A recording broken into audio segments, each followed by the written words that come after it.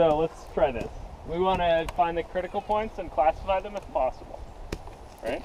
So how do you find the critical points of f of x is x squared minus 2x plus y squared minus 4y plus 5? Find the gradient.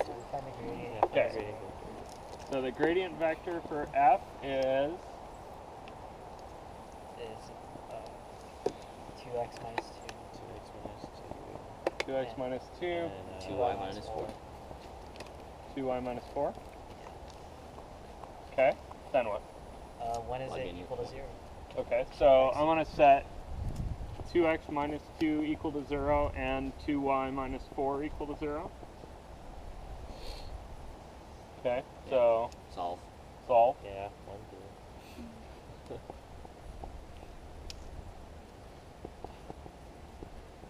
So x is 1, y is 2. Okay.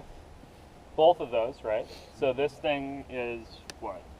What do you think when you see this? Coordinates. Critical point. Think about the coordinates. That's the point 1, 2.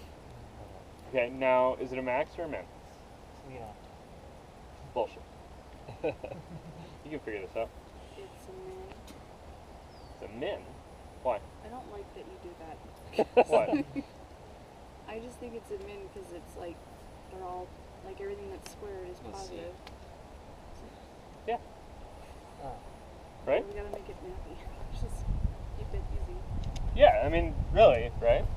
We don't And have to if- make it nappy.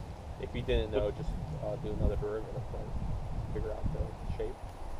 Yeah, so if we knew it was either a max or a min, right? Then we could just take one of the derivatives, right? xx or yy, and check whether it was positive or negative, right? You guys see that? In this case, I find out, right, that Both positive. they're both positive. That gives me a good reason to think, right, that this is probably a minimum. Does it have to be a minimum just because they're both positive? No, we just learned that with the horrible thing. Okay, so that's not quite enough, but looking at these and seeing, okay, these guys are both positive, right? And then there's some x's and some y's and a number, right? Yeah, they're the things that have the higher power or what determine what the thing looks like.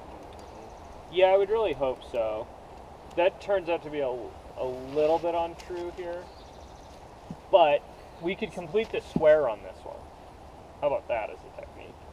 Because if I could complete the square and then see that both things I was adding together were positive, right, Well, then I'd be good. You don't really have to complete the square because that 5 Yeah, that 5 can